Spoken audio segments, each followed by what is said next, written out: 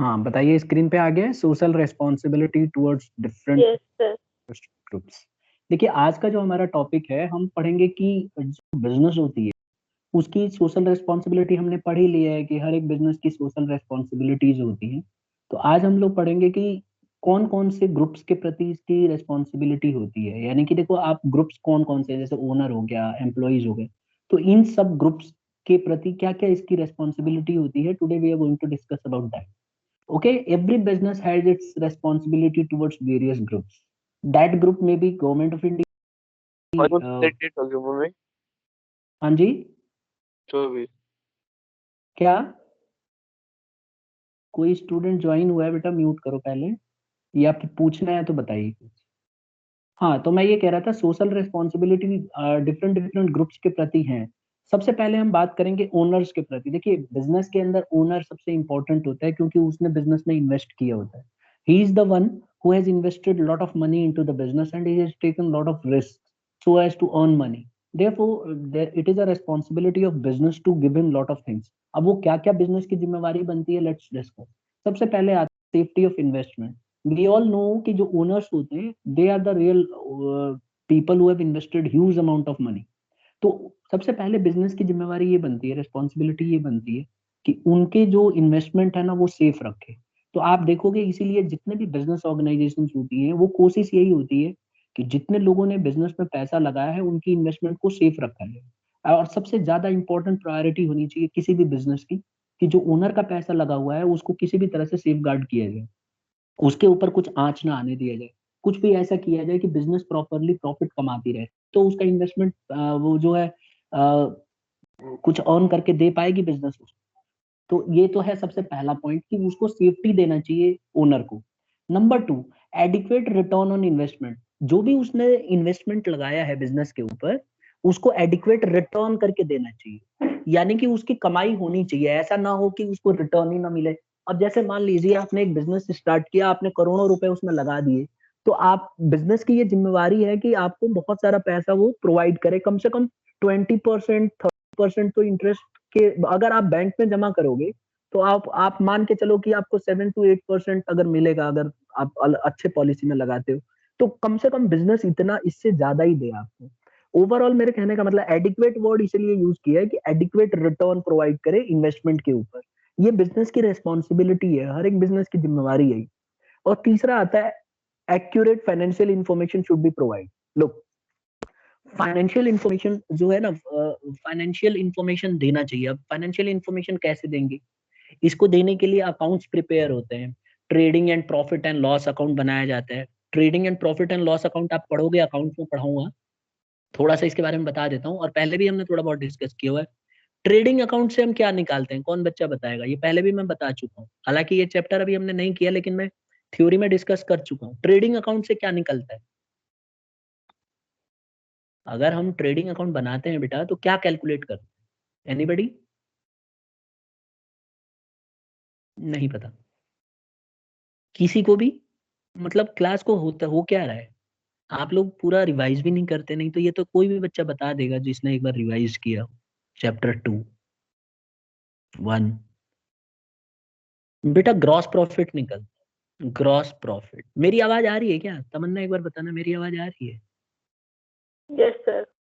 हाँ, तो trading account से हम ग्रॉस प्रॉफिट निकाल। अच्छा, प्रॉफिट एंड लॉस अकाउंट से हम क्या निकालते? प्रॉफिट एंड लॉस अकाउंट से हम क्या कैलकुलेट करते? बताइए।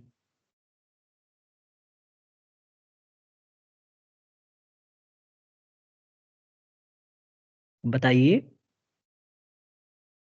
नहीं पता?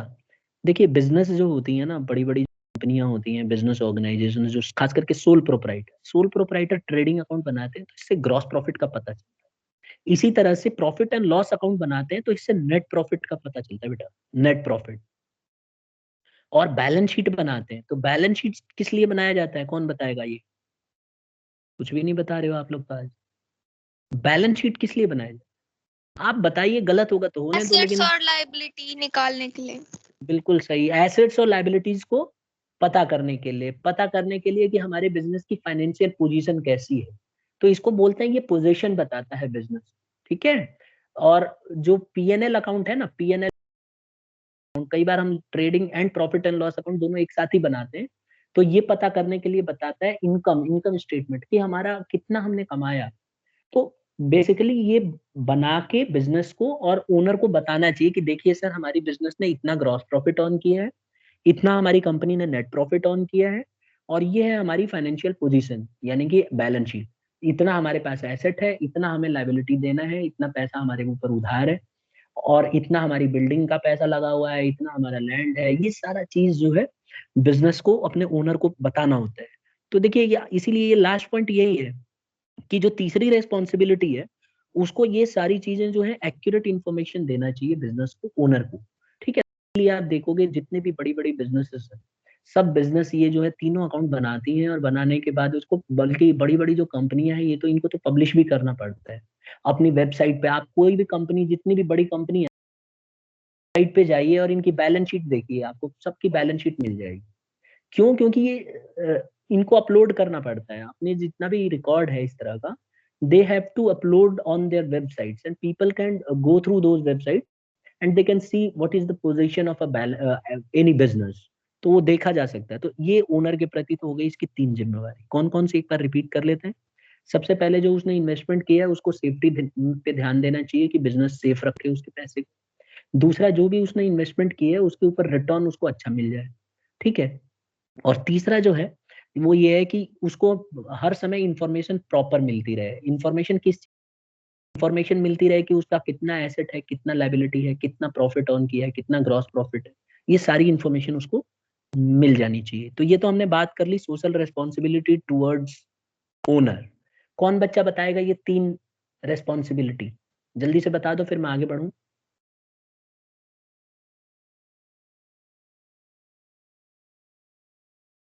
जब तक नहीं बताओगे आगे नहीं बढ़ेंगे, सिंपल। चलिए, कौन बताएगा। Social responsibility towards owner. Owner के प्रति हमने अभी अभी 3 रेस्पॉन्सिबिलिटी पढ़ी है बेटा। कौन बताएगा बच्चा। हाँ बोलो, ट्राई करो, very good. Safety of investment. क्या था इसमें? सर इसमें जो इन्वेस्टमेंट करेगा वो सेफ होनी चाहिए। ठीक है, यानी कि ये बिजनेस की जिम्मेवारी है कि जो भी पैसा बिजनेस में लगा हुआ है उसका पैसा डूबे ना, ये ख्याल रखेगी बिजनेस। यही कह रहे हो? Yes sir. ठीक है, एकदम परफेक्ट पॉइंट है। दूसरा एडुकेट रिटर्न और ऑन इन्वेस्टमेंट। का मतलब जो वो इन्वेस्टमेंट करेगा उसको उसका अच्छा रिटर्न भी मिलेगा। मिलना चाहिए, है ना। ये बिजनेस की जिम्मेवारी है। ऐसा ना हो ना कि करोड़ों रुपए लगा रखे हैं और बिजनेस उसको 1 रुपया नहीं दे रही है, तो that is not a good thing. तो ये बिजनेस की जिम्मेवारी बनती है कि अपने ओनरों को प्रॉफिटेबल सिचुएशन में रखें। उन्होंने जो पैसा लगाया उसका अच्छा खासा रिटर्न मिलना चाहिए भाई उनको, नहीं तो फिर वो क्यों लगाएंगे। और तीसरा, accurate financial information should be provided. मतलब हाँ, अपनी सही फाइनेंशियल इंफॉर्मेशन प्रोवाइड करें। इसके लिए क्या करती है बिजनेस, मतलब अगर ये इन्फॉर्मेशन प्रोवाइड करानी है सपोज करो, तो व्हाट शुड बिजनेस डू। क्या करना चाहिए बिजनेस, कैसे सर मतलब अपनी प्रोवाइड बैलेंस कराती। हाँ बोलो। अपनी बैलेंस शीट पब्लिश कर देगी। ठीक है, बैलेंस शीट बनानी चाहिए क्योंकि बैलेंस शीट के अंदर सारे एसेट्स और सब लायबिलिटीज का हमें पता चल जाता है, and by doing so we can easily give the information on that. ठीक है, एक पॉइंट तो एकदम वैलिड है। दूसरा, सर आपने इतना बोला एक और अकाउंट बना सकती है, इनकम स्टेटमेंट बना सकती है, उससे इनकम का पता चल जाएगा। ठीक है, कैश फ्लो स्टेटमेंट भी बनाती है, इससे पता चलता है कितना पैसा आया गया। आप 12th में पढ़ोगे। तो ये सारी चीजें जो है बेसिक चीजें हैं जो इसे करना चाहिए। ठीक है, ये सब चीजें बना के आसानी से इंफॉर्मेशन ओनर को दिया जा सकता है। अब आ जाते हैं दूसरा ग्रुप पे। दूसरा ग्रुप है एम्प्लॉयज। आपको भी पता है कि बिजनेस के अंदर important role play, they are the people who work for the business. Okay, they keep on working for the business and they keep it profitable. तो इनके प्रति क्या जिम्मेवारी है, what is the responsibility towards employees। तो number 1 बताया गया, fair wages. देखिए हर एक बिजनेस को ना अपने एम्प्लॉयज को वेजेस अच्छा देना चाहिए। फेयर वेजेस का मतलब होता है यहाँ पे कि उसको इतना मजदूरी दो कि बेचारा वो सरवाइव कर सके। ऐसा मत कर दो कि वो एकदम मतलब उसकी बुरी हालत हो जाए। तो वेजेस इतना देना चाहिए कि फेयर हो, उसका लिविंग अच्छा हो। आज महंगाई के हिसाब से उसको इतना पैसा दो कि वो अच्छे से सरवाइव कर पाए, अपना हेल्थ का ध्यान रख पाए, बेसिक नीड्स को पूरा कर पाए। तो सबसे पहली तो रेस्पॉन्सिबिलिटी यही है बिजनेस कि जो भी वहाँ पे वर्कर्स काम कर रहे हैं या एम्प्लॉयज काम कर रहे हैं, उनको प्रॉपर वेजेस देना चाहिए, प्रॉपर सैलरी देना चाहिए। देखिए मैं एक बार और बता दूं, वेजेस और सैलरी में थोड़ा सा फर्क है। वेजेस दिया जाता है उन मजदूरों को जिनका कोई ठिकाना नहीं है, जितने दिन काम करेंगे उतने दिन का पैसा दिया जाता है, कब तक काम करेंगे इसकी कोई गारंटी नहीं है। और सैलरी दिया जाता है मंथली, मतलब एक एक महीने पे पेमेंट दिया जाता है। ये जो सैलरीज होती है ये थोड़ा रेगुलर एम्प्लॉयज होते हैं, इनको जल्दी निकाला नहीं जाता बिजनेस। तो ये दोनों में बस यही डिफरेंस है। तो चाहे आप फेयर वेजेस कह लो चाहे फेयर सैलरी कह लो, business has the responsibility to give that wages or say salary fairly. Number two, job security should be there. Job security होनी चाहिए। देखिए ऑर्गेनाइजेशन को की ये जिम्मेवारी है कि वो अपने एम्प्लॉय को जॉब सिक्योरिटी दे, यानी कि जो उनके एम्प्लॉयज काम कर रहे हैं वो सिक्योर होने चाहिए। ऐसा नहीं है कि आप कभी भी उनको निकाल दो, क्योंकि आपके ऊपर विश्वास करके वो बिजनेस कर रहे हैं, आप बिजनेस में एम्प्लॉय है। तो जब आपके कंपनी के लिए की भी जिम्मेवारी बनती है कि उनको जॉब सिक्योरिटी दो। अब जॉब सिक्योरिटी में ये होता है कि मान लीजिए नया नया एम्प्लॉय लगा है, तो आप उसको बोल दो कि ठीक है हम आपकी परफॉर्मेंस को देखेंगे किस तरह से आप जॉब कर रहे हो, और उसके बाद हम आपको परमानेंट करेंगे। तो एक पॉलिसी होनी चाहिए कि अगर एम्प्लॉय इतने दिन काम कर लेते हैं तो आप उसको रेगुलर कर लो, यानी कि आप उसको मत निकालो। ठीक है, तो ये इसको बोलते हैं जॉब सिक्योरिटी। तो it is a responsibility of the business. कई बिजनेस ऑर्गेनाइजेशन आप देखोगे इंडिया में, बहुत सारी कंपनियां ऐसी होती हैं कि जॉब पे जब एम्प्लॉय को रखती हैं तो 1-2 साल के बाद उसको परमानेंट कर देती हैं। लेकिन वहीं पे आप देखोगे इंडिया के अंदर कई सारे ऐसे बिजनेस ऑर्गेनाइजेशन हैं जो उसको परमानेंट जॉब सिक्योरिटी नहीं प्रोवाइड करते। ठीक है, उसको हमेशा डर लगा रहता है कि आज गया कब कल गया, मतलब उसको डर लगा रहता है अपने जॉब को लेके। तो ये चीज नहीं होनी चाहिए। ये हर एक बिजनेस की जिम्मेवारी है कि it should provide job security to the employ, right. It should be giving security. अब इसके लिए उसको रूल्स बना देने चाहिए और वो सबके लिए कॉमन रखना चाहिए कि भाई अगर कोई एम्प्लॉय हमारे ऑर्गेनाइजेशन में 3 साल या 2 साल काम करेगा तो हम उसको परमानेंट कर देंगे। तो इस तरह की पॉलिसी रखनी चाहिए कंपनी को। ठीक है, बट दुख की बात ये है कि इस तरह की पॉलिसी नहीं रखते कई कंपनी, और जॉब सिक्योरिटी नहीं रहती है, एम्प्लॉय हमेशा टेंशन में रहता है। उसको ये नहीं पता होता है कि आज शाम को जॉब करके आज काम कर रहा है तो कल करेगा कि नहीं करेगा। तो it's a very bad feeling. ठीक है, एम्प्लॉय ये बात बता सकता। तो ऐसा सिचुएशन नहीं होना चाहिए। तीसरा, प्रमोशन अपॉर्चुनिटी। देखिए मेरा मानना ये है कि हर एक बिजनेस को प्रमोशन अपॉर्चुनिटी होनी चाहिए। जैसे अगर एम्प्लॉय काम कर रहा है तो उसका प्रमोशन होना चाहिए। तो आप देखोगे इंडियन जो जो गवर्नमेंट एम्प्लॉयज होते हैं उनका भी प्रमोशन होता रहता है। आप किसी का भी कंपेयर कर सकते हो, एक पर्टिकुलर टाइम पीरियड के बाद उनका प्रमोशन हो जाता है, अगली रैंक मिल जाती है, उनकी सैलरी बढ़ जाती है, उनकी फैसिलिटीज बढ़ जाती है। इससे क्या होता है, एम्प्लॉय मोटिवेटेड रहता है, he keeps on working hard. और इसमें क्या होता है कि वो इंजॉय करने लगता है जॉब, और हमेशा उसको ये रहता है कि अगला प्रमोशन मिलेगा, मेरी सैलरी बढ़ जाएगी, मेरे को फैसिलिटी अच्छी मिल जाएगी। तो एक there is a ray of hope. तो ये होना चाहिए।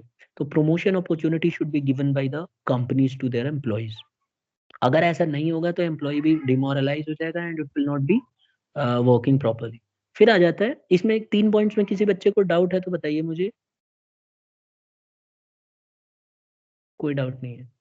Then comes welfare measures. देखिए हर एक बिजनेस को ना वेलफेयर के लिए मेजर्स अपनाने चाहिए, एम्प्लॉयज के वेलफेयर के लिए काम करना चाहिए। आप देखो कई ऑर्गेनाइजेशन, अच्छी जो कंपनियां हैं ये वेलफेयर के लिए बहुत काम करती हैं, यानी कि जो एम्प्लॉयज होते हैं ना उनके वेलफेयर के लिए काम करती हैं, उनके लिए अच्छी फैसिलिटी प्रोवाइड करती हैं, उनके बच्चों के बारे में, भविष्य के बारे में ध्यान रखती हैं, कई बार उनका इंश्योरेंस भी करवा देती हैं। कई कंपनियों की पॉलिसी होती है कि एम्प्लॉयज को बोलते हैं कि आपको इतना पैसा कटवाना पड़ेगा सेविंग करने के। अगर एम्प्लॉय नहीं भी चाहता है ना तब भी उसको ऐसा रूल बना दिया जाता है कि भाई आपके जो भी तनख्वाह है, जैसे मान लो उसकी सैलरी 40,000, तो उसको बोल देंगे आपको कम से कम 5,000 या 6,000 सेविंग करनी पड़ेगी। तो ये इट्स अ गुड थिंग। तो ये वेलफेयर मेजर्स लिए जा सकते हैं। उसको मेडिकल ट्रीटमेंट के लिए आप अलग से पॉलिसी बना लो। तो कंपनी ये सब करना चाहिए। आप देखिए बड़ी बड़ी जो कंपनियां हैं, मल्टीनेशनल कंपनियां, ये तो हमेशा करती हैं, वेलफेयर मेजर्स बहुत अच्छे होते हैं उनके। अगर कोई बीमार पड़ जाता है या कोई ऐसे एक्सीडेंट की वजह से कुछ भी प्रॉब्लम हो जाती है, तो ये वेलफेयर जो इनका होता है फंड, उसमें बहुत पैसा जमा किया होता है, हर एक एम्प्लॉय के पैसे काटे गए होते हैं और उससे एक वेलफेयर फंड बनाया जाता है और उसी फंड में से उसका इलाज कराया जाता है। जैसे मान लीजिए किसी ऑर्गेनाइजेशन के अंदर 200 एम्प्लॉयज, तो हर एक एम्प्लॉय के 500 रुपए या 1,000 रुपए काटे जाते हैं हर महीने। तो जो भी उसकी सैलरी होगी उसमें से 500 या 1,000 काट लेंगे। अब मान लो कल को उसकी तबीयत खराब हो गई सडनली, या एकदम ज्यादा इलाज की जरूरत पड़ी है उसके फैमिली मेंबर्स की, तो वो सारा का सारा खर्चा जो है कंपनी वहां से अपने वेलफेयर फंड में से देती है। अब आप खुद ही गिन लीजिए, अगर 200 एम्प्लॉयज है और सबसे आप 1,000 या 500, मान लो 1,000 आप उनके पैसे काट रहे हो, तो आप देख लीजिए 2 लाख रुपए तो आपके हर महीने जमा हो जाएंगे, है ना। तो 2 लाख रुपए हर महीने जमा हो रहे हैं, तो आप आराम से, किसी के ऊपर बर्डन भी नहीं होगा, और आराम से आपके पास करोड़ों रुपए फंड में इकट्ठे हो जाएंगे। अगर किसी की तबीयत खराब हुई है, कोई एम्प्लॉय को एकदम कोई एक्सीडेंट हुआ, तो आप उसका आराम से इलाज करा सकते हो। तो ये इसका सबसे बड़ा फायदा है। किसी बच्चे को कुछ पूछना है? नहीं। फिर आता है बेटा working conditions, better working conditions. ये भी बड़ा इंपॉर्टेंट। बेटर वर्किंग कंडीशंस में क्या है, जो एम्प्लॉय जहाँ जॉब कर रहा है ना, उसको आपको अच्छा वर्किंग कंडीशन देना होगा जहाँ पे भी वो जॉब कर रहा है। क्लाइमेट एकदम अच्छा होना चाहिए, एनवायरनमेंट अच्छा होना चाहिए, जिस बिल्डिंग के नीचे काम कर रहा है वहाँ सारी फैसिलिटी होनी चाहिए। अब जैसे मान लो अगर विमेन एम्प्लॉय है और बहुत ही मतलब आने जाने की उसको अच्छी फैसिलिटी देना चाहिए, ठीक है। तो ये सब आपको करना चाहिए। तो ये बेटर वर्किंग कंडीशंस आपको फुलफिल करना चाहिए। तो ये चीज हो सकती है, आप इस तरह से अपने इस वर्क को पूरा कर सकते हो बेटर वर्किंग कंडीशंस के थ्रू। फिर आता है पार्टिसिपेशन इन मैनेजमेंट। एम्प्लॉय को, आपको ना क्या करना चाहिए, एम्प्लॉय को पार्टिसिपेट करने के लिए उसको एक मौका देना चाहिए कि भाई वो भी मैनेजमेंट के अंदर पार्टिसिपेट करे। अब कैसे मैनेजमेंट के अंदर पार्टिसिपेट करेगा, बड़ा सिंपल है। आप मौका दे दो उसको कि भाई जब भी कोई डिसीजन लिया जाएगा तो एम्प्लॉय को बुला के आप पूछ सकते हो उनसे। जैसे तो कई कंपनियां ऐसा करती हैं। कई कंपनी क्या करती हैं, जैसे भी कोई बड़ा डिसीजन लेना होता है तो एम्प्लॉय के जो यूनियन होते हैं उनमें से कोई रिप्रेजेंटेटिव को बुलाते हैं, या फिर एक बॉक्स सिस्टम रखा होता है, सबके अपने व्यूज पूछे जाते हैं। तो हर एक बताने का मौका देता है कि भाई आपको क्या लग रहा है, ऐसा होना चाहिए कि नहीं होना चाहिए। इस तरह से आप उसको ऑफर कर सकते हो। तो इसको बोलते हैं पार्टिसिपेशन इन मैनेजमेंट। तो आप मैनेजमेंट में पार्टिसिपेशन का मौका देना चाहिए, और आप इस तरह से उसको मौका दे सकते हो। तो ये हर एक बिजनेस की जिम्मेवारी है और ऐसा करना चाहिए। इससे क्या होता है कि एम्प्लॉय को भी लगता है कि we are a part of this organisation. ठीक है, वो बात अलग है कि आप उनकी बात को मानो ना मानो, आप उनसे सुझाव ले सकते हो, क्या पता कोई अच्छा सुझाव दे दे। ठीक है, तो इस तरह से ऑर्गेनाइजेशन के अंदर किया जाना चाहिए। तो ये तो हमने पढ़ लिया दो ग्रुप्स के बारे में। एक हमने पढ़ा ओनर के बारे में, जो कि हमने 3 पढ़ा। सेफ्टी होना चाहिए इन्वेस्टमेंट के ऊपर। दूसरा हमने पढ़ा था कि भाई जो पैसा उसने लगाया उसके ऊपर रिटर्न अच्छा मिलना चाहिए। और तीसरा हमने पढ़ा था कि सारी की सारी इन्फॉर्मेशन कंपनी को बताना चाहिए कि भाई आपका इतना एसेट है, इतना लायबिलिटी है, इतना हमने प्रॉफिट कमाया इस साल, ये सब। दूसरा हम एम्प्लॉयज के बारे में पढ़ रहे हैं।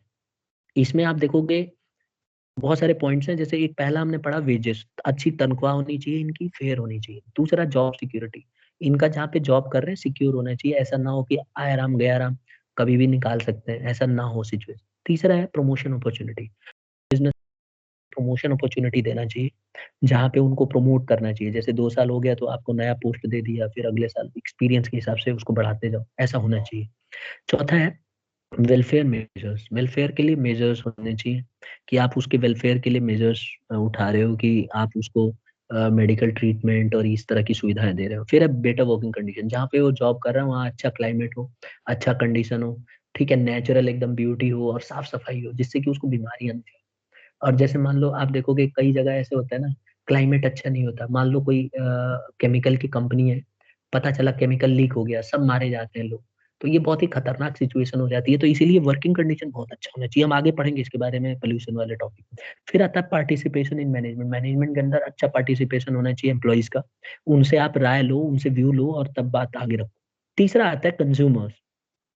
तो हमने कौन कौन से ग्रुप के बारे में पढ़ लिया, एक तो हमने ओनर के बारे में पढ़ लिया, दूसरा हमने एम्प्लॉय के बारे में पढ़ लिया। अब हम पढ़ने जा रहे हैं बेटा कंज्यूमर्स के बारे में। कंज्यूमर्स भी तो ग्रुप ही होते हैं ना, इन्हीं से तो बिजनेस चल रही है हमारी।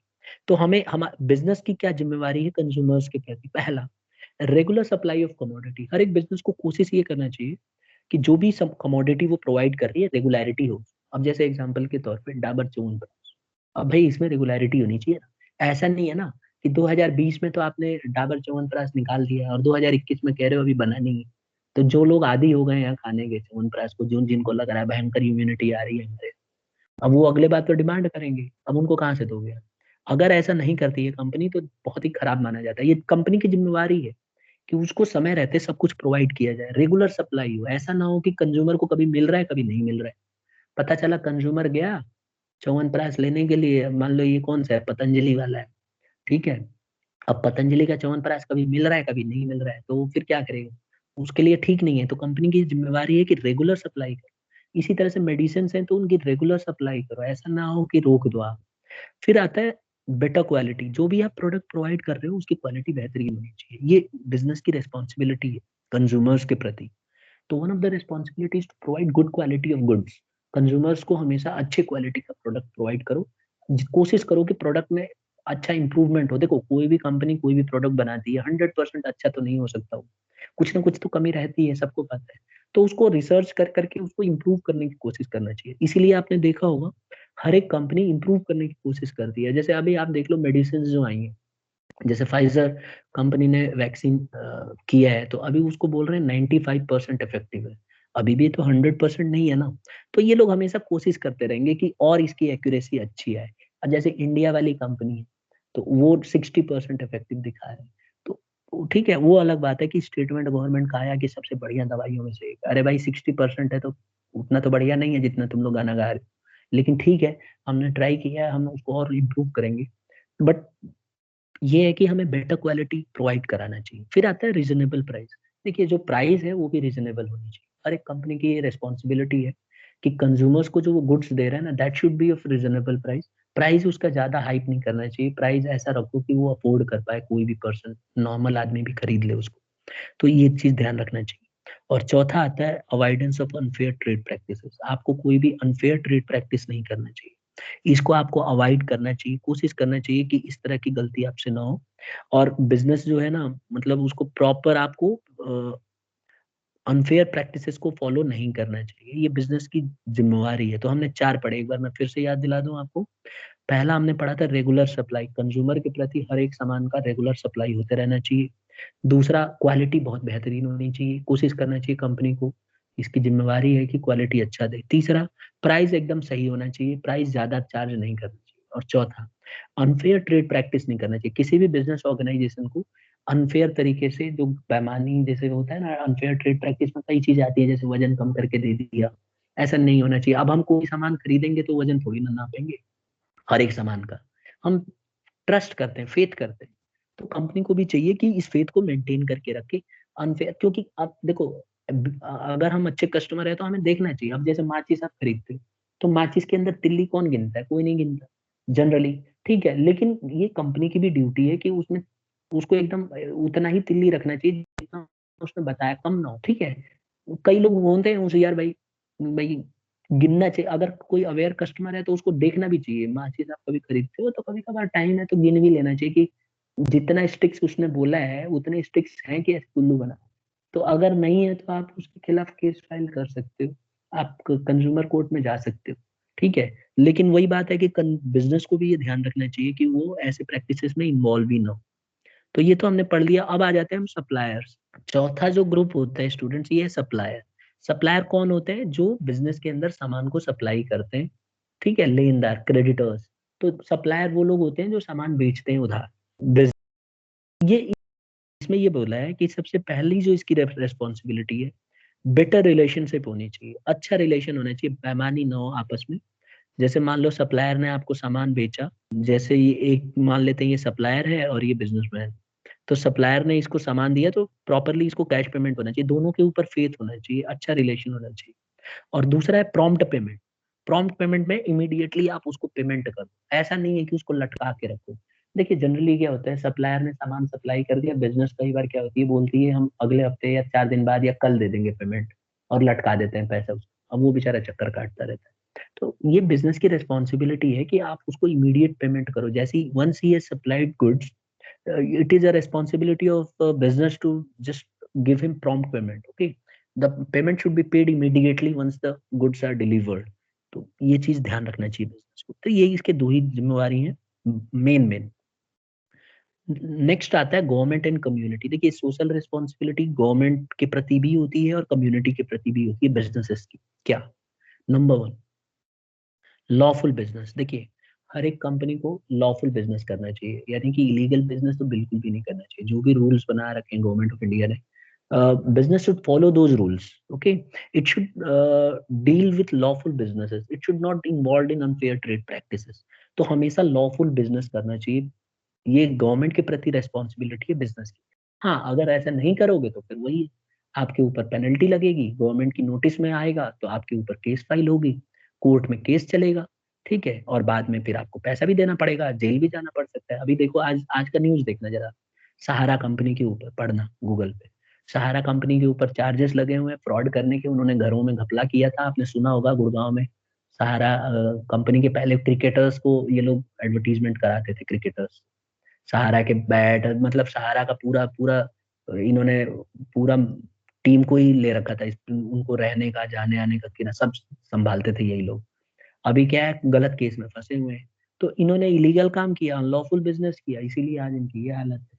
तो कोई भी बिजनेस को अनलॉफुल बिजनेस नहीं होना चाहिए, लॉ को फॉलो करना चाहिए, नहीं तो खुद फंस जाएगी। दूसरा, प्रॉम्प्ट पेमेंट ऑफ टैक्स। हर एक बिजनेस की ये जिम्मेवारी है कि जो भी वो अर्न कर रही है उसका प्रॉपर तरीके से टैक्स का पेमेंट करना चाहिए उसको। देखिए, मैं आपको बार बार बता रहा हूँ, गवर्नमेंट जो कंपनियां हैं, ऑलमोस्ट 30%, 28 to 30% इनका टैक्स बनता है, ठीक है? तो ये सारा का सारा टैक्स इनको प्रॉपर टाइम पे पेमेंट कर देना चाहिए, ठीक है? तो जब आप इनकम स्टेटमेंट बनाते हो तो आपको पता चल जाता है कि कंपनी ने कितना कमा लिया। तो जो भी कंपनी अर्न करती है, मान लो किसी कंपनी ने 5000 करोड़ का प्रॉफिट कमाया है, तो उसे 5000 करोड़ का 30% देना पड़ेगा, ठीक है? यानी कि 1500 करोड़ गवर्नमेंट की जेब में जाएगा सीधा। तो ये इसको देना चाहिए। ऐसा ना हो कि गवर्नमेंट उसका कान पकड़ के मरोड़ रही है कि भाई पैसे दो तब जाके दे, ऐसा नहीं करना चाहिए। हर एक बिजनेस की जिम्मेवारी है ये कि तुरंत उसका पेमेंट करे टैक्स का, उसमें डिले ना करे। तीसरा, help the government in socio economic development. देखिए, हर एक बिजनेस की ये जिम्मेवारी है कि एम्प्लॉयमेंट अपॉर्चुनिटी प्रोवाइड करे गवर्नमेंट को। देखिए, होता क्या है ना, हमारी कंट्री के अंदर, अगर मैं अपने ही कंट्री भारत का ही एग्जांपल लूं, तो यहाँ पे अनएम्प्लॉयमेंट बहुत है, बहुत सारे लोग बेरोजगार हैं पीपल, और नाउ डेज कोरोना की वजह से तो कुछ और भी ज्यादा हो गया है। तो ये बिजनेस की रिस्पॉन्सिबिलिटी है कि लोगों को ज्यादा से ज्यादा जॉब। इसीलिए आप देखोगे कई बिजनेसेस ऐसी होती हैं जो थोड़ा सा नुकसान उठा के भी बिजनेस करती हैं। जैसे मैं इस चीज को ऐसे समझाता हूँ, जैसे मान लो आप बिजनेस हो और आप नई नई टेक्नोलॉजी का इस्तेमाल करके ज्यादा कमा सकते हो, लेकिन उसके वजह से ज्यादा एम्प्लॉय नहीं रख सकते। तो कई बिजनेस ऐसा डिसीजन लेती हैं, चलो कोई बात नहीं, थोड़ा कम ही कमा लेंगे, लेकिन हम एम्प्लॉयज ज्यादा रखेंगे, यानी कि लेबर ज्यादा यूज करेंगे। तो देखो, ये है तो अच्छी चीज, इससे आपने लेबर ज्यादा रखा, वही काम को कराने के लिए आप मशीन की जगह लेबर का इस्तेमाल कर रहे हो सकता है थोड़ा कम प्रॉफिट मिले आपको, लेकिन आपने ज्यादा लोगों को जॉब दे दिया। तो इससे क्या होता है, अनएम्प्लॉयमेंट इरेडिकेट होता है, खत्म होता है। तो ऐसा करना चाहिए, ये बिजनेस की जिम्मेवारी है कि उसको कुछ ऐसा कोशिश करना चाहिए कि इन सब चीजों को सही कर सके। इसी तरह से लिटरेसी, देखिए कई कंपनियां ना लिटरेसी के लिए बड़ी मददगार होती है। लिटरेसी के लिए वो लोग बहुत सारे फंड बनाते हैं, जो गरीब बच्चे हैं उनको पढ़ाई के लिए पैसे देते हैं, फंड देते हैं। और गवर्नमेंट ऑफ इंडिया को जो स्कूल्स, जो बहुत छोटे छोटे स्कूल्स होते हैं जो सरवाइव नहीं कर पाते, कई बार उनको आप देखोगे, छोटी छोटी कंपनियां जो है ना, ये कंपनियां इनको टारगेट कर लेती हैं कि हाँ ये स्कूल से इनको पैसे की जरूरत है, तो वो लोग उनको फंड भी दे देते हैं कई बार। तो ये सब चीजें करना चाहिए। फिर पॉवर्टी को भी एरिडिकेट किया जाता है, पॉवर्टी, गरीबी, गरीबी हटाने के लिए भी काम करती है बिजनेस ऑर्गेनाइजेशन। गरीबी को कैसे हटाएंगे ये लोग? ये लोग गरीबी को हटाने के लिए बहुत सारे मतलब एक्टिविटी कर सकते हैं। जैसे मान लो, जैसे कि मैंने अभी बताया ना आपको, गरीबों को के लिए अलग से जो अनपढ़ लोग होते हैं, जो स्किलफुल होते हैं, देखो जनरली क्या होता है, जो स्किलफुल जॉब्स जो होती है ना, इसमें ज्यादा गरीब मिलेंगे आपको, कम पढ़े लिखे लोग मिलेंगे। तो ऐसे एम्प्लॉयमेंट आपको प्रोवाइड करना चाहिए, ठीक है? मतलब कंपनी को चाहिए, कोशिश करना चाहिए कि इस तरह के लोगों को ज्यादा रखा जाए, जिससे कि पॉवर्टी को इरेडिकेट किया जा सके। तो बिजनेस को कुछ भी ऐसा करना चाहिए कि ये सब चीजें कम हो। फिर आ जाता है optimum utilisation of natural resource. हर एक बिजनेस को कोशिश करना चाहिए कि नेचुरल रिसोर्सेज का सही इस्तेमाल किया जाए। कई बार क्या होता है ना कि बिजनेस ऑर्गेनाइजेशन अच्छा अर्न करती है, प्रॉफिट करती है, तो वो नेचुरल रिसोर्सेज का गलत इस्तेमाल करने लगती है, उसको फर्क ही नहीं पड़ता। तो ऐसा नहीं करना चाहिए। बिजनेस को कोशिश करना चाहिए कि जितना अच्छे से आप नेचुरल रिसोर्सेज का यूज करो उतना अच्छा। कोशिश करना चाहिए आपको बीइंग अ बिजनेस की आप नेचर से जो मिला हुआ चीज है उसको अननेसेसरी वेस्ट ना करो, ठीक है? तो ये किसकी जिम्मेवारी हो गई, रेस्पॉन्सिबिलिटी हो गई?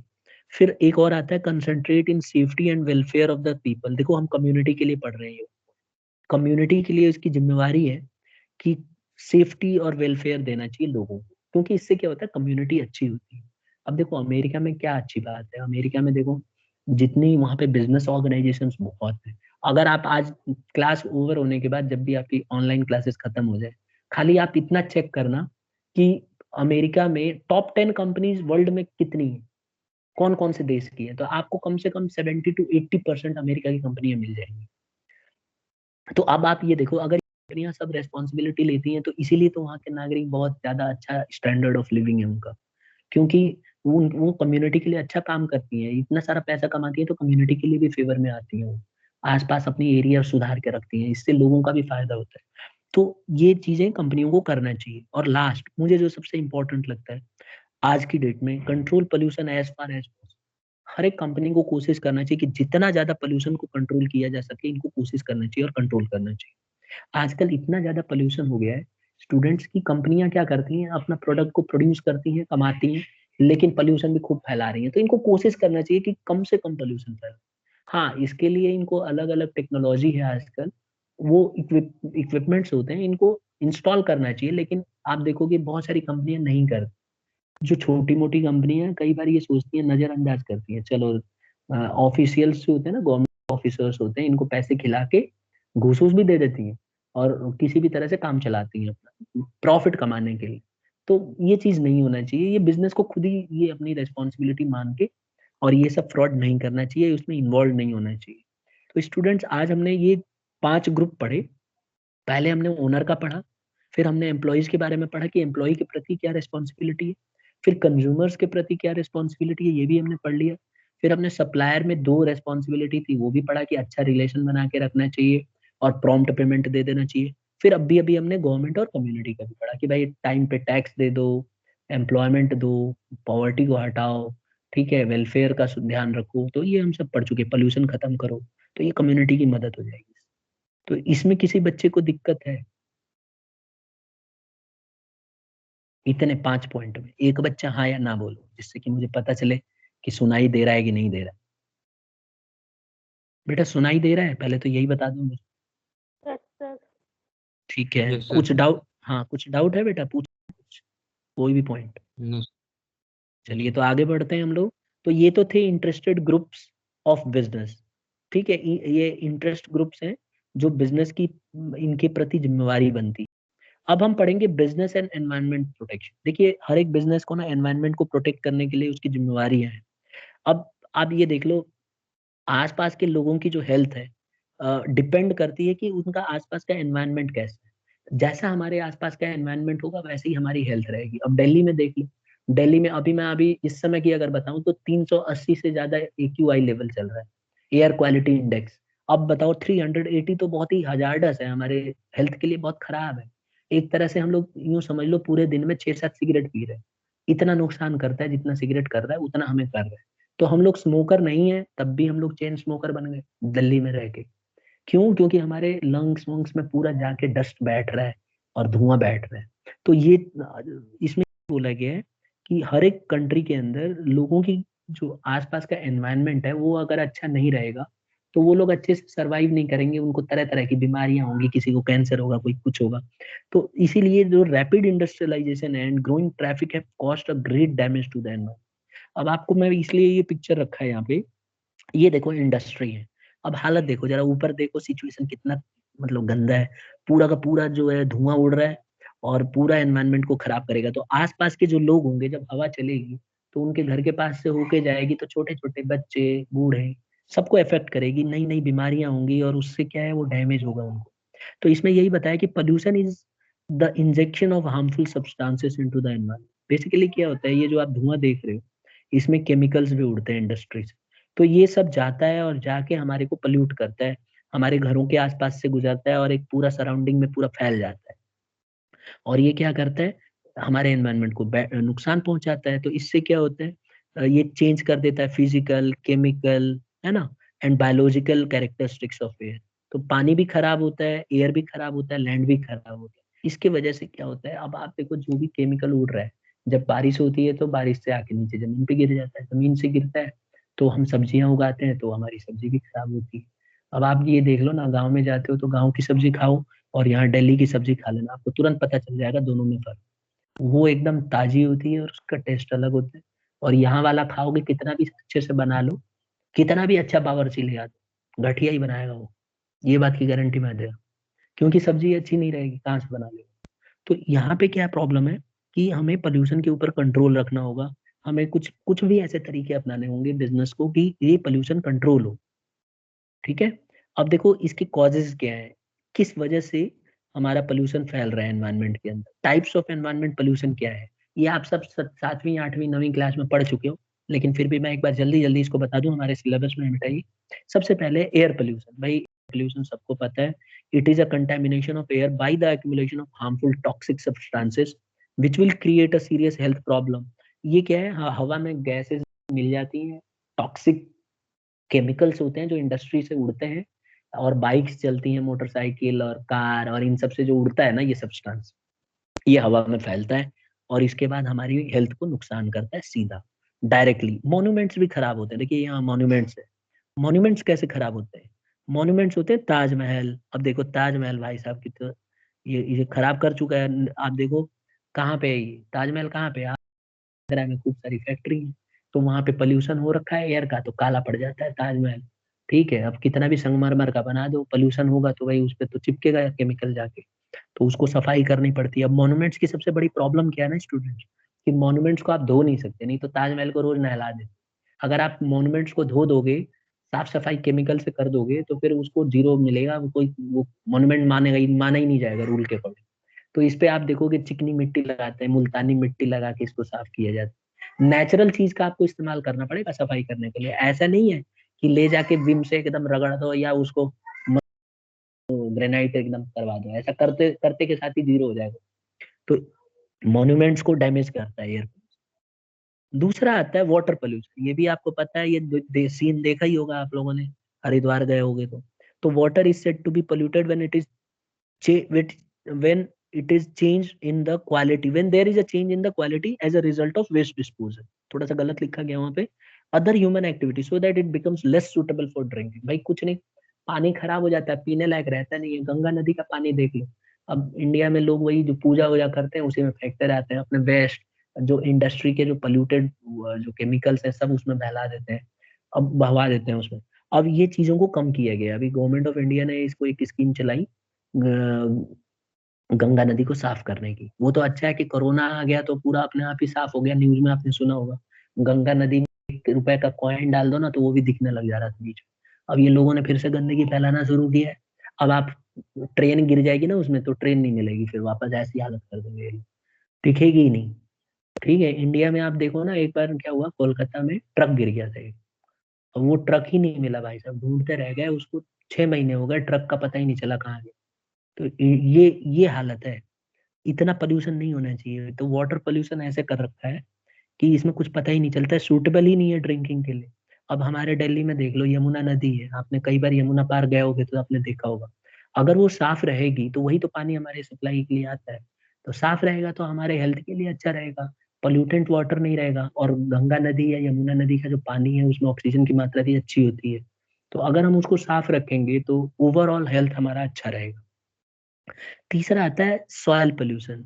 It may be due to dumping of non degradable waste material into land from industrial units, hospital, hotels, dwelling units etcetera. ये क्या होता है, इसमें ये बता रखा है कि हम लोग क्या होता है, नॉन डिग्रेडेबल जो आइटम होते हैं जैसे प्लास्टिक हो गए, बोतल हो गए, ये ले जाके क्या करते हैं, फेंक देते हैं या जमीन के अंदर गाड़ देते हैं। अब इसमें दिक्कत क्या आती है, ये डिग्रेड नहीं होता, कई साल तक रहता है, तो बारिश वारिश होगी तो सॉइल पोल्यूशन करता है, ये पूरा सॉइल को खराब कर देता है, और इसके वजह से हमारी सॉइल में डैमेज हो जाता है। हॉस्पिटल से निकला हुआ सामान, होटल से, ड्वेलिंग यूनिट्स क्या होती है, कौन बता रहा है, ड्वेलिंग यूनिट सुना है कभी, कोई बताएगा स्टूडेंट? ड्वेलिंग यूनिट्स होता है घर। देखो कई कंपनियों में घर दिए जाते हैं, घर हम लोग छोटे मोटे घर में रहते हैं किराए पे या वैसे, तो उसको ड्वेलिंग यूनिट्स कहते हैं, जिसमें आदमी अपना मतलब सिंपल सा लिविंग के लिए होता है। एक दो छोटे मोटे कमरे होंगे, उसमें रहेगा, खाने पीने की व्यवस्था है, ठीक है, टॉयलेटरी सिस्टम सब, मतलब ओवरऑल रहने लायक घर उसको बोलते हैं। तो यहाँ से भी गंदगी जाती है, हम लोग भी तो फेंकते हैं ना कबाड़ ले जाके। अब ये जो हमारे घर से वेस्टेज निकलता है, ये कहाँ जाता है? ये सीधा यही दिल्ली में ही उसको कबाड़ खाना बना रखा है। इधर ये पूरा पहाड़ी बना रखा है, अब तो नाम भूल गया हूँ मैं, कौन सा गंज है वो, पूरा कचरे का ढेर बनाया हुआ है। वहां जाओगे तो आपको लगेगा पहाड़ है, पता चलता है वो कचरे का पहाड़ है वो, दिल्ली में। ठीक है, तो ये है, बहुत ही डेंजरस होता है। फिर आता है, इसके अलावा है चौथा, नॉइस पोल्यूशन। ये तो आप जानते ही हो, it may cause damage to the human body. Delhi में जितने बच्चे हैं खूब अच्छे से जानते हैं, घर के अगल बगल में खूब हु हल्ला होता रहता है, ठीक है, और इससे बहुत नुकसान होता है, खास करके हॉस्पिटल्स को और एजुकेशनल इंस्टीट्यूशंस। तो हॉस्पिटल्स में आप देखोगे कई बार क्या होता है, आसपास हॉस्पिटल होता है, रोड पे खूब हॉर्न चल रहा होता है, तो जो पेशेंट्स होते हैं वो इरिटेट होते हैं और उनके लिए पैनिक हो जाता है। तो ये नहीं होना चाहिए। इसी तरह से एजुकेशनल इंस्टीट्यूशंस में भी आप देखोगे, कई स्कूल्स रोड के बगल में ही होते हैं मोस्टली, क्योंकि भाई उसमें ट्रांसपोर्टेशन का भी आपको देखना पड़ता है।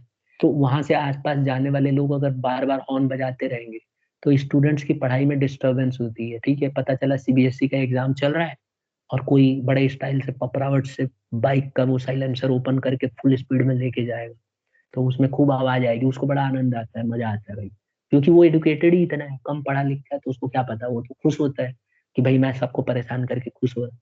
फिर शाम को पूछता है, यार मैं तुम्हारे स्कूल के सामने से गया था, खूब तेज आवाज में सुनाई दिया था।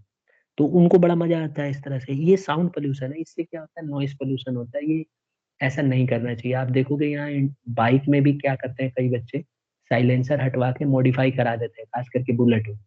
अब उससे बड़ा मजा आता है, उनको खूब हल्ला होता है, उनका खुद का कान भी खराब होता है, तेज आवाज में बोलना पड़ता है। देखना जो बुलेट ज्यादा चलाते हैं ना, ये साइलेंसर ओपन करके वो तेज बोलना शुरू कर देंगे। आप कुछ भी बात करोगे ना, एकदम तेज चिल्लाएंगे। क्यों?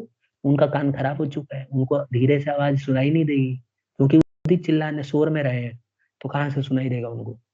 तो ये चीज है, ये चीज नहीं होना चाहिए उनको। आपको भी ध्यान देना चाहिए कि इस तरह के पोल्यूशन हमारे हाथ में है, हमें इनसे बचना हो। ठीक है, तो ये हमने चारों पोल्यूशन के बारे में पढ़ लिया। किसी बच्चे को doubt, air pollution, water pollution, land pollution, noise pollution, चारों कंप्लीट? किसी को पूछना है बेटा? Any student? No sir. नहीं। ठीक है, अब हम पढ़ेंगे कि रीजंस क्या है, क्यों हमें पोल्यूशन के ऊपर कंट्रोल करना चाहिए। What are the reasons? क्या रीजन है कि हमें पोल्यूशन को कंट्रोल करना चाहिए? देखिए, एक रीजन तो ये बताया कि हेल्थ हजार्ड। देखिए, इससे क्या होता है, reduction of health hazard, major diseases. सबसे बड़ी प्रॉब्लम क्या है कि पोल्यूशन की वजह से बहुत सारी बीमारियां फैलती हैं, जैसे कैंसर, हार्ट अटैक्स आने की ज्यादा वजह जो है पोल्यूशन ही है। ठीक है, इससे क्या होता है, पोल्यूशन होने की वजह से हम अच्छे से सांस नहीं ले पाते, तरह तरह की बीमारी होती है, और फिर इससे नई नई बीमारियों को जन्म मिलता है। तो ये चीजें हमें नहीं करना चाहिए। ये एक वजह है कि हमें पोल्यूशन के ऊपर कंट्रोल करना चाहिए, क्योंकि लोग इतने ज्यादा बीमार पड़ते हैं। आप देखना, दीपावली के बाद जितने भी इसके अस्थमा के मरीज होते हैं, उनको एकदम हेल्थ प्रॉब्लम आ जाती है। जितने भी अस्थमा के मरीज होंगे ना, आप देखेंगे दीपावली के बाद उनकी तबीयत एकदम डाउन होती है, कईयों की तो डेथ हो जाती है। क्यों होती है? क्योंकि उनको पोल्यूशन, पोल्यूटेड। अब दिल्ली में देख लो, दिल्ली में देख लो ना, ये सोनिया गांधी जी को डॉक्टर्स ने बोला दिल्ली में मत रहो, कहीं और चले जाओ। क्यों? क्योंकि जिसको भी हेल्थ से रिलेटेड, सांस से रिलेटेड प्रॉब्लम है, उसके लिए ये अनसेफ है। यहाँ पे वो जहाँ 10 साल जीना था ना, वो बेचारा 1-2 साल ही जिएगा। तो ऐसे शहर में रहने का क्या फायदा, जब हम लोग अपना आसपास का एनवायरनमेंट ही साफ नहीं रखेंगे, तो ये तो हमारे फैमिली मेंबर्स तक बात आ जाएगी। तो हमें कोशिश करना चाहिए कि ये चीज ना हो, इसीलिए इसको कंट्रोल करने की बहुत ज्यादा जरूरत है। दूसरा, रिड्यूस रिस्क ऑफ लाइबिलिटी। देखिए, ये मैंने इसलिए रखा है क्लिपिंग, आपको बताऊं। हुआ क्या था, भोपाल में एक गैस ट्रेजेडी हुई, ठीक है, जिसको हम बोलते हैं यूनियन कार्बाइड ट्रेजेडी, भोपाल में हुई थी, 1984 में हुई थी। और ये हुई थी, जहां तक मैं मुझे याद है, दिसंबर 2 और 3 तारीख। मैं 2 और 3 इसलिए बोल रहा हूँ कि रात को हुई थी, तो 2 तारीख और 3 तारीख उसी दिन आ गया था, मतलब 12 बजे के। तो इसमें आप देखो, इसमें क्या हुआ था, मिथाइल गैस लीक हो गई थी स्टूडेंट, मिथाइल गैस। इसमें MIC गैस बोलते हैं उसको। MIC, पूरा नाम देख लेना आप नेट पे, मिथाइल से शुरू होता है। इसमें क्या हुआ था, जैसे ये गैस लीक हुई तो इमीडिएटली 3,500 लोग मर गए इमीडिएटली। आप नेट पे देखोगे तो अलग अलग मिलेगा, कभी 1800, कभी 1645, गवर्नमेंट के जो फिगर्स हैं 1645 के आसपास, लेकिन सच्चाई ये है कि 3500 लोग मरे थे उसमें। ठीक है, बाद में उस समय तो इतना ही दिखाया था गवर्नमेंट ने अपने बचाने के लिए, लेकिन बाद में आया था 3,500, इमीडिएट बता रहा हूँ, इमीडिएट। और बाद में तो स्टूडेंट्स 5,000 लोग, 5 to 6,000 लोग मरे। ठीक है, 5,000 to 6,000, 5,000 से 6,000 लोग बाद में मरे, और 5 लाख से ज्यादा लोग इससे सीधा सीधा इफेक्ट हुए। उसी दिन की बता रहा हूँ मैं, 5 लाख कम नहीं होते, लोग शहर छोड़ के भागने लगे थे, लेकिन कुछ कर नहीं पाए। और आज भी बच्चों का जन्म होता है ना, तो उनको बहुत सारी डिजीजेज होती हैं। कई बार किसी का एंकल घुमा रहेगा, पैर एकदम टेढ़ा निकलेगा, उल्टा पैर बर्थ होता है उनका। और फिर आप देखोगे मेंटली अच्छे नहीं होंगे, किसी की आंख खराब होगी, किसी से बोला नहीं जाएगा। इस तरह से बहुत सारी प्रॉब्लम होती है, मतलब छोटी छोटी बीमारियां होती हैं बच्चों को। और आज भी वहाँ पे जो बर्थ होता है ना बच्चों का उस एरिया में, वहाँ पे इस गैस का इतना ज्यादा इफेक्ट है। अब आप ये देख लो कितने साल हो गए, 1984 से लेके आज हम 2020 की बात कर रहे हैं। ठीक है, ऑलमोस्ट 3 डिकेड्स। तो ये हो गया। अब इससे इतना भयंकर ये होता है, ये बिजनेस की वजह से ही तो हुआ। ये जो गैस लीक हुई थी, ये लीक हुई थी बिजनेस की, इंडस्ट्री की कमी की वजह से। एक पत्रकार था बेटा, अगर मैं बताऊं आपको, उस पत्रकार ने जो है पहले ही बता दिया था, 89 में ही उसने, 89 में नहीं सॉरी, मतलब लीक होने से पहले ही उसने बता दिया था कि कई दिन आर्टिकल लिखे न्यूज़पेपर में भी, उसने बोला कि हमारा जो है भोपाल खतरनाक एरिया में बसा हुआ है, डैमेज हो सकता है, लेकिन किसी ने बात ही नहीं मानी, कंपनी अपना कमाने में लगी हुई थी। जब ये गैस लीक हुआ तो इतना भयंकर इसने जन्म लिया, लोग बहुत सारे लाख, ऐसे बहुत सारे आपको केसेस मिल जाएंगे। एक 86 में, जहां तक मुझे याद है, 1986, यस, 1986 में रूस में भी एक ट्रेजेडी हुई थी, चेरनोबिल। चेरनोबिल, आप देखोगे चेरनोबिल, आप देखो इस पे सीरीज भी बनी हुई है, मैंने तो देखी हुई है, काफी अच्छी सीरीज है, स्टूडेंट्स उसको देख सकते हो आप। चेरनोबिल, इसमें क्या हुआ था, न्यूक्लियर रिएक्टर जो है लीक हो गया था। अच्छा, इसको बताया नहीं है, रूस ने क्या किया, इसको हाइड करके रखा। अब ये गैस जहां जहां गया, लोग ना धीरे धीरे मरना शुरू हो गए। अब बाद में क्या हुआ, इसको पूरा शहर ही खाली कराया गया। आप पढ़ना इसके बारे में, चेरनोबिल, इसके ऊपर सीरीज बनी हुई है, चेरनोबिल नाम से सीरीज है, शायद 7-8 एपिसोड की है, बहुत अच्छी, देखने लायक है, कॉमर्स के स्टूडेंट्स देख सकते हैं। इसको आपको दिखाएगा उसमें साइलेंटली कैसे कैसे ये इफेक्ट कर सकता है, कितना डैमेज कर सकता है हमारी बॉडी, और बहुत ही मतलब अच्छे तरीके से फैक्चुअल इंफॉर्मेशन मिलेगी आपको उस सीरीज को देख के। या आप पढ़ भी सकते हो, अगर टाइम कम है तो आप गूगल पे सर्च करके जरूर पढ़ो, किस तरह से डैमेज होता है हमारे आसपास जो केमिकल रिएक्टर्स हैं और इंडस्ट्री है, ये किस तरह से हमें डैमेज कर रही है। तो ये बिजनेस की जिम्मेवारी है, हमें कंट्रोल करना ही होगा इन सब चीजों। अगर हम नहीं करेंगे तो हमारे लिए नुकसान ही नुकसान है। ठीक है, आप देखो ना, बॉडी देखो इस तरह से गाड़ा गया था, इनको बाद में सैंपल्स लेने के लिए किए गए थे, जल्दी जल्दी सरकार ने क्या किया था, गड़वा दिया था। अब ये देखो, ये बच्चे की क्या गलती है, यहाँ इसको देख के ही आपका दिमाग होश उड़ जाएगा। ये देखिए, इस तरह से रिएक्टर ने असर किया। अब देख रहे हो आप, इसको बिल्कुल ही आंख डैमेज हो गई। इस तरह के बच्चे पैदा होते हैं बेटा यहाँ पे। ये it's a very bad situation, it should be avoided. तो अब हम ही लोग हैं जो इसको खत्म करेंगे। तीसरा आता है cost saving, effective pollution control. देखो, अगर आप पोल्यूशन कंट्रोल करोगे ना तो आपको सस्ता पड़ेगा। क्यों सस्ता पड़ेगा? क्योंकि आगे चल के आपको खुद ही दिक्कत होती है। अगर आप टेक्नोलॉजी अच्छे लगाओगे तो क्या होगा, पोल्यूशन कम होगा, पोल्यूशन कम होगा तो क्या होगा, आपकी बिजनेस अच्छी चलती रहेगी। अब इंडिया में, दिल्ली में ही देख लो, ज्यादा पोल्यूशन होने की वजह से क्या हुआ, गवर्नमेंट को इसके ऊपर रोकना पड़ा।